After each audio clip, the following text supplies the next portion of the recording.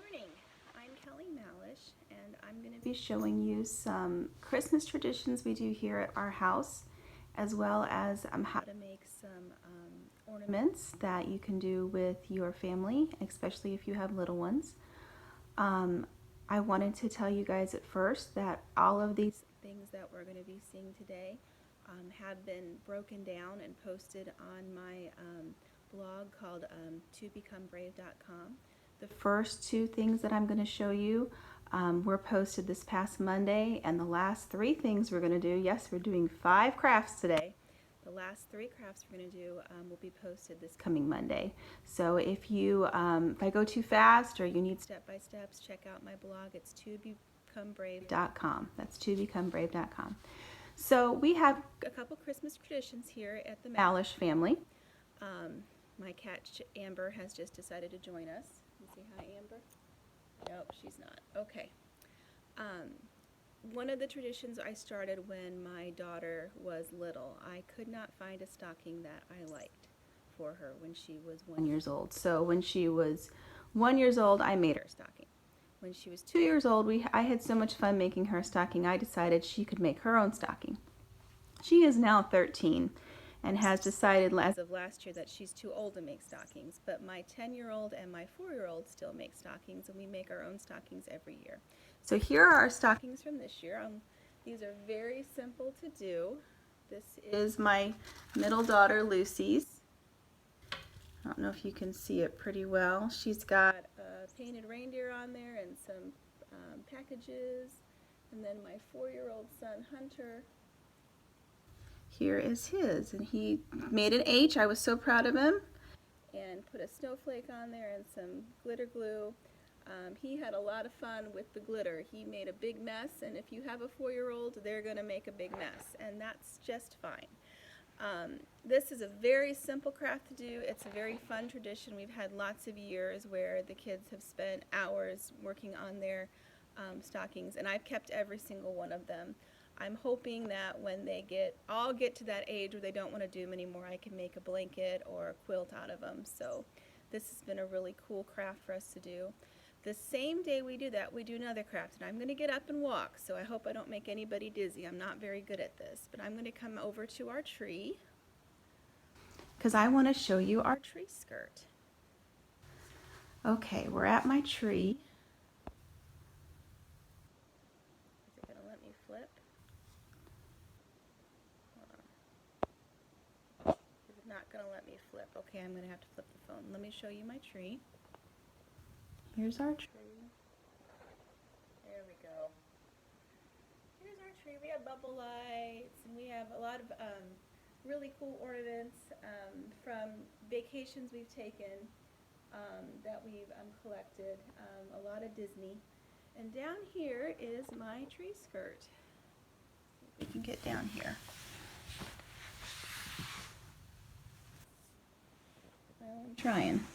There we go. Now you can see my tree skirt, and if you can see it, it's got hands all over it. And this is such a cool craft that you can do with your kids, and you can start at any age. What I've done, and I wish I could pull my tree skirt out from the tree to show you, but my husband has put the tree on top of the skirt this year, so I really couldn't do that. But what I've done is I made a skirt out of some fleece fabric, and I can tell you guys how to do that in a minute. And then every year we cut our handprints, the kids do, and I glue them onto the tree skirt. This is my favorite one right here. This is Zoe's hand. I don't know if I can get to where you can see it. Here. There, now can you see it?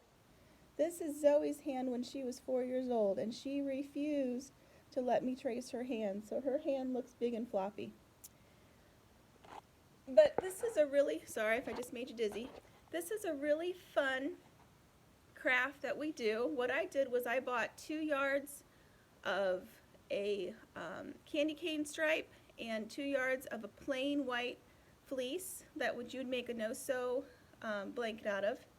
Cut them in a circle about 56 inches in diameter. Put them sides facing each other. So wrong sides facing each other. Cut the circle. Then I cut a slit to the middle. Made a circle in the middle to go around the tree. And then just no-sew tied the blanket together with 4-inch strips all around the sides.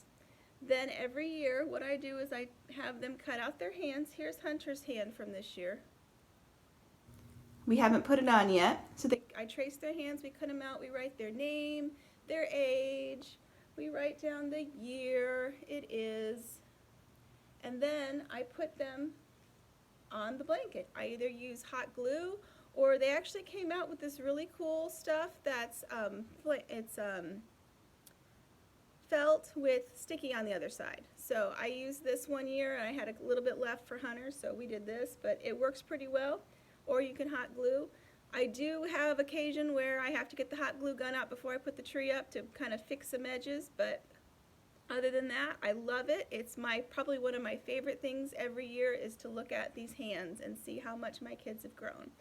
And this is such an easy craft. It's a great idea for a grandparent, if you are a grandparent or if you have a grandparent who's about to have a new grandchild or has young grandchildren, because they have a memory they can look at all the time. So I got this idea out of a parent's magazine a long time ago, and I kind of modified it with my own skirt, and that's our tree skirt.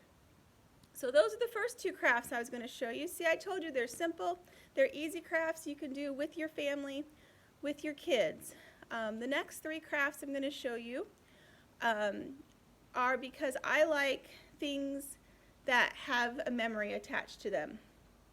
And whenever we go on vacation every year, I always look for two things. I look for spoons and I look for a Christmas ornament, because I want to remember that trip when I'm putting up my Christmas tree. Now I have quite a collection of spoons, and I'm going to show them to you real quick so you know what I'm talking about. My grandmother started collecting spoons when she was younger, and I got her collection, and then we've added on. So I don't know how well I'm doing, so I'm trying to get around the cat bowl. But there's our spoons. So when I'm on vacation, I always look for spoons. And the other thing I always look for is a Christmas ornament. Well, this year we went to Myrtle Beach North, and it was wonderful. Absolutely one of the best vacations we've ever been on. And I decided I didn't want to look for Christmas ornaments. I wanted to make my Christmas ornaments. So we got a ton of shells. So many shells. So many shells. And I just realized I'm missing two very important things. So I'm going to stop the video for a second.